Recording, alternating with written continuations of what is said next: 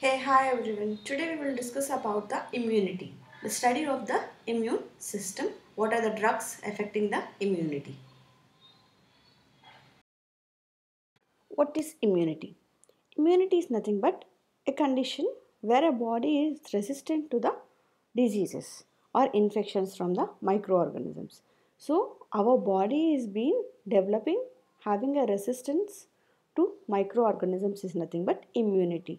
The capacity or state of our body to protect us against the diseases or infections from the microorganisms is called immunity. So immunity is of two types which we get from inborn genetic factors innate and the next one is acquired. In this acquired also it is of two types active and passive. Active is the one which we develop our own antibodies. So when we develop the antibodies, one is when we are exposed to any antigens or the infections, our body will develop antibodies. That is natural process of getting antibodies. And the artificial process is nothing but when you are getting immunization. When you are getting vaccination, nothing but a small quantity of vaccines, what you say is antigens will be given into our body. Then our body starts developing antibodies. That is an artificial process. Natural is the one where we naturally been exposed to the diseases and we develop antibodies. Artificial is a process where immunization, vaccine is given, a small quantity of antigen or if infectious microorganism will be given into our body and then our body starts developing antibodies. That is the artificial process. And the next method is passive method, which is nothing but ready-made antibodies. In this also we have two types, natural and artificial. Natural method is nothing but from the maternal antibodies. Whatever antibodies the mother is having that will be passed to the baby. That is a natural ready-made antibodies from the mother are being passed to the baby. That is natural passive method. And the next one is antibodies from other sources.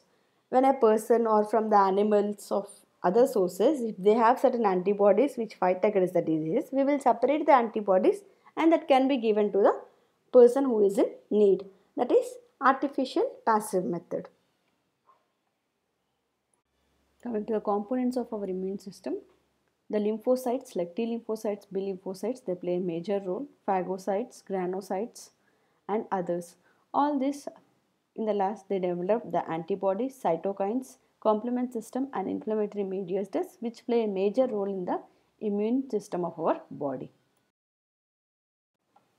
Immunomodulators are nothing but whatever drugs or substances, if they are causing any changes in our immune system, they are called as immunomodulators. So these immunomodulators, they are being classified into two types, immunostimulants, immunosuppressants.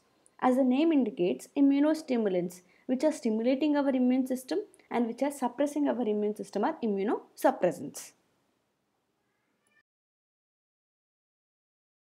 So first we will discuss about immunostimulants. So immunostimulators are the one which are going to stimulate our immune system. So these are any substances which may contain a drug or nutrients that will increase the capacity of our immune system. The components of the immune system will be activated. So they are called as immunostimulators. The best example for this are granulocyte macrophage and colony stimulating factors.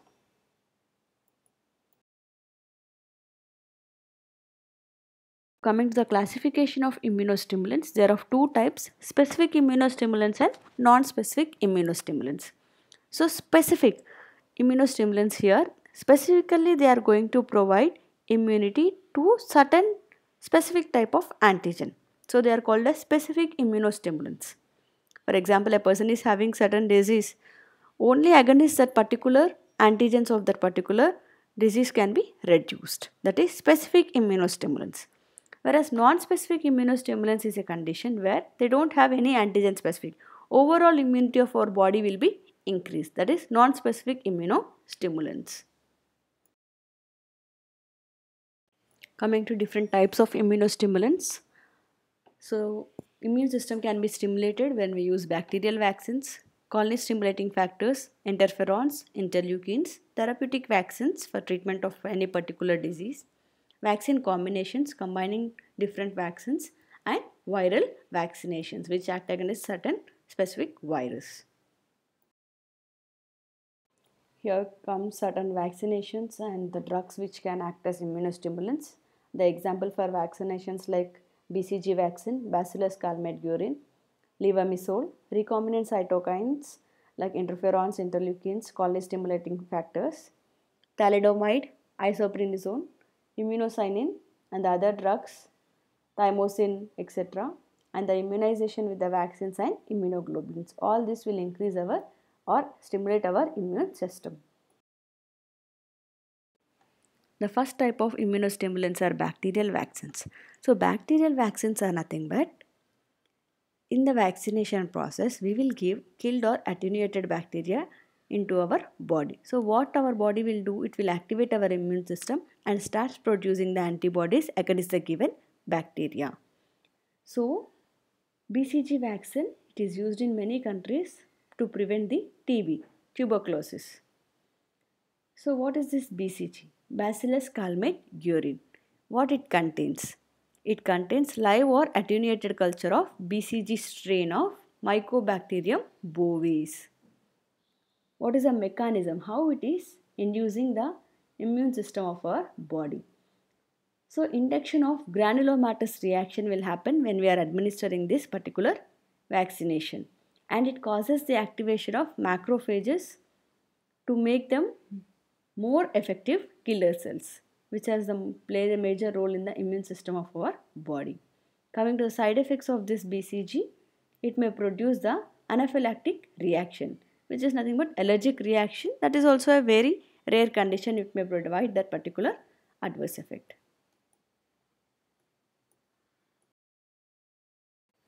Next one is colony stimulating factors. So colony stimulating factors are the glycoproteins. What is the role of these colony stimulating factors is they will increase the production of WBC, the fighting cells of our body, the policeman of our body. So when a person is being affected to any infection, the CSF, the colony stimulating factors, will increase the production of WBC.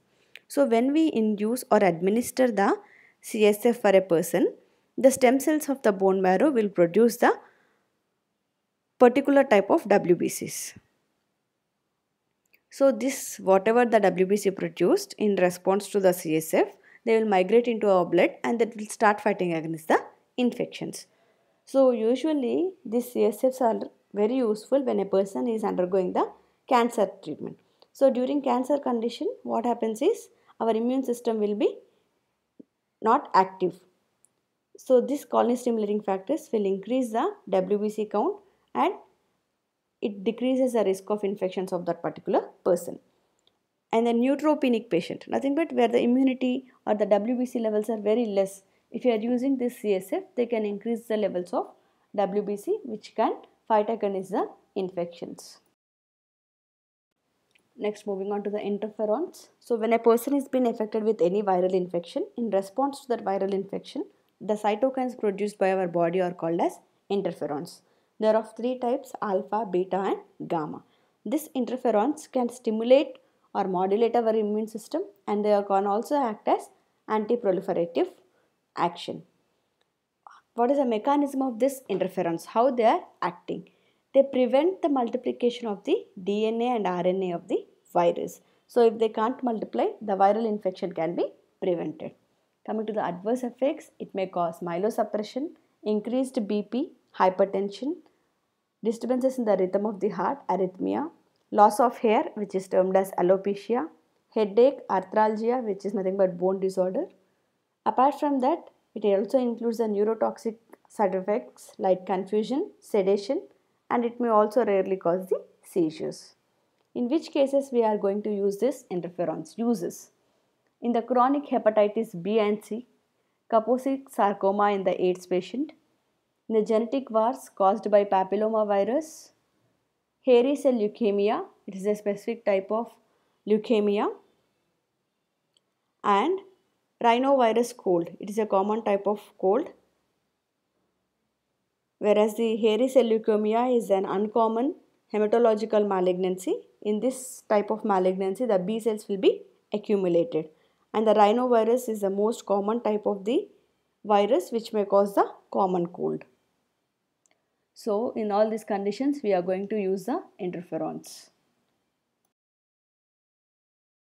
So interleukins are a group of cytokines. Already we have discussed interferons are also a cytokines. So they are synthesized by the lymphocytes, monocytes and macrophages and other cells. They especially increases the immune system of our body. Coming to the uses, they can be used in the cancer therapy, treatment of cancer.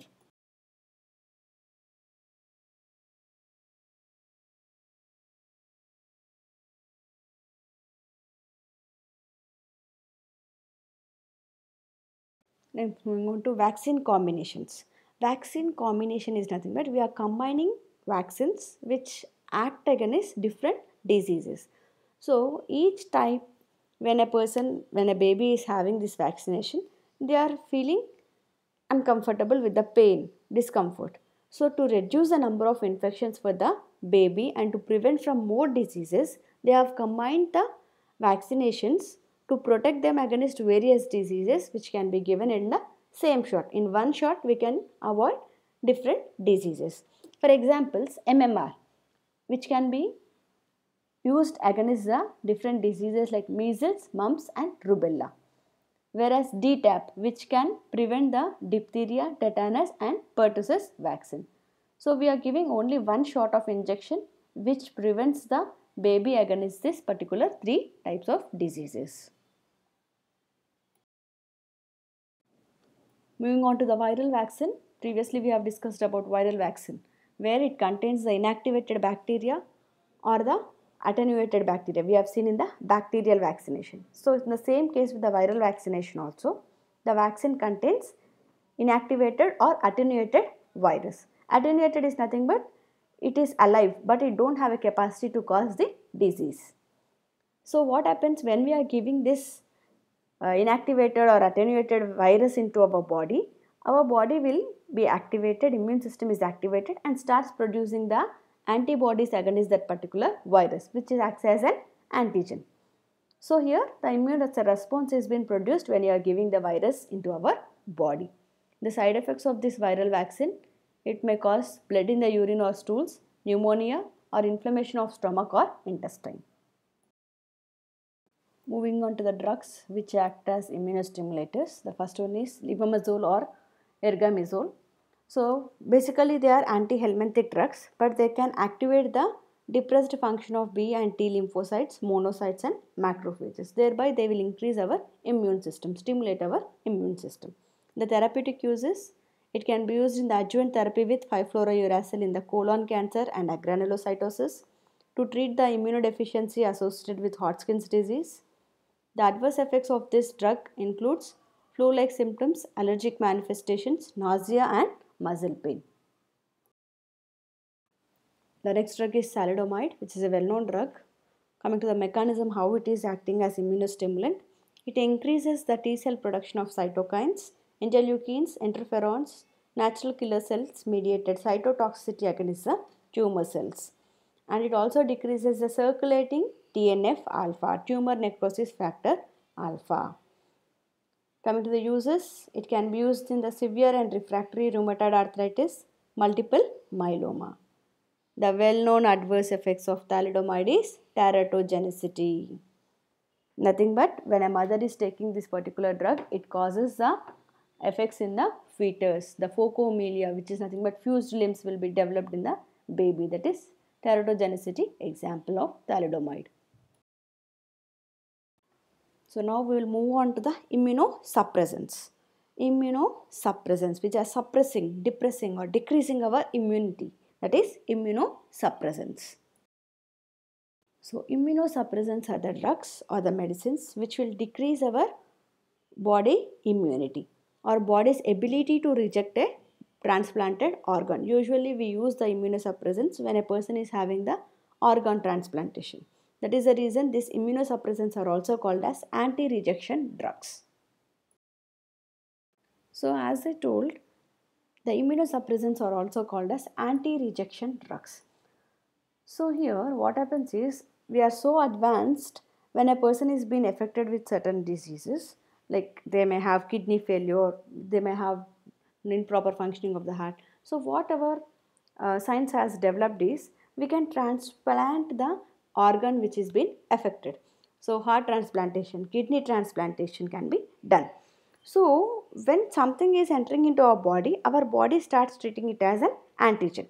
So when we are transplanting an organ from other person, from a donor to a acceptor who is receiving recipient, the recipient's body will start treating that particular new organ which is transplanted as an antigen.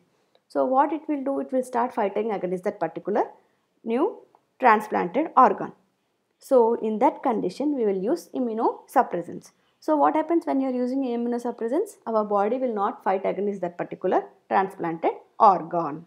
That is the important case where we are going to use immunosuppressant drugs.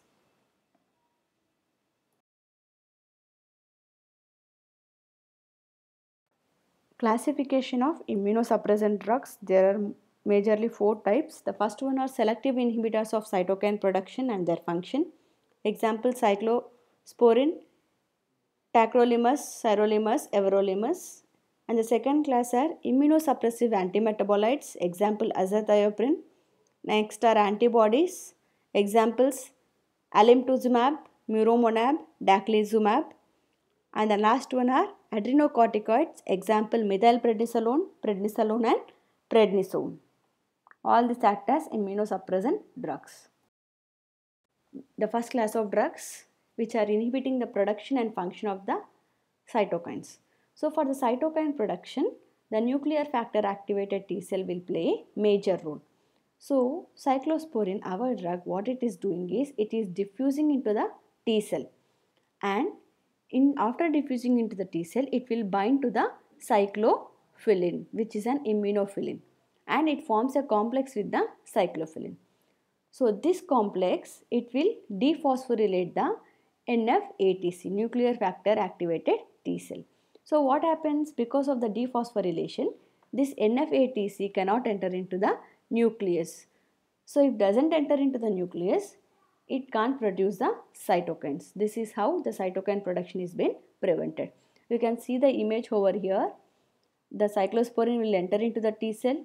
It binds with the cyclophilin and it will dephosphorylate. In red color you can see the phosphate group. It is become dephosphorylated and it gets inactivated. Because of this inactivated form, it can't enter into the cell. If it is active, it can enter into the cell and it can start producing the cytokines.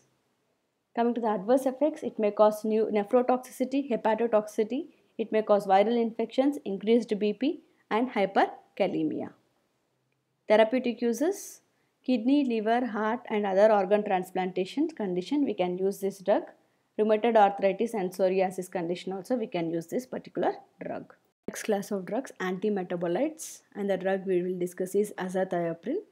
The mechanism is this azathioprine, it is cleaved into 6-mercaptopurine. It gets converted to 6-mercaptopurine, which is then converted to the additional metabolites 6-thioinomonophosphate, inosine monophosphate, and then it is converted to 6-thioguanosine monophosphate, then to triophosphate, 6-thio-GTP, which is a triphosphate. So this 6-thioguanosine triphosphate is getting incorporated into the DNA and the purine synthesis will be prevented, inhibited, which will impair the lymphocyte functions. The lymphocytes which play a major role in the immunity will be prevented. Coming to the adverse effects, it may cause leukopenia, thrombocytopenia, GI toxicity and risk of infections. Therapeutic uses, it can be used in acute glomerulonephritis, systemic lupus erythematosus and rheumatoid arthritis. The next class of drugs are antibodies. We will discuss about muronobab. So the mechanism is it binds to the CD3 receptors which are involved in the antigen recognition. So once our body recognizes something as an antigen, then it starts fighting against through the antibodies. So for that recognition, this CD3 receptors play a major role. Our drug will bind to this CD3 receptor and prevents the antigen recognition. Thereby, our antibodies will not be produced to fight against that particular organ which has been transplanted. Coming to the adverse effects, fever, seizures, infection, cytokine release syndrome, are the adverse effects. Therapeutic uses: acute renal transplant rejection, steroid resistant rejection, to deplete the donor T cells prior to transplantation. So how it is acting is, though we have the organ transplantation, our body can't identify it as an antigen because the CD3 receptors are being, which are involved in the antigen recognition, are being inhibited or inactivated because the muronobam will be going and binding to these receptors. That is the reason we can use this to suppress the immune system before the transplantation process. The last class of drugs, which are glucocorticoids, and we will discuss about prednisolone.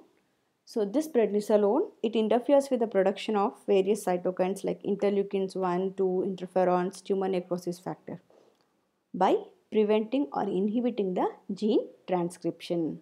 So if gene transcription process has been inhibited, the proliferation of T cells also can be reduced. That is how it is acting. Adverse effects: hyperlipidemia, hyperglycemia, hypertension and osteoporosis.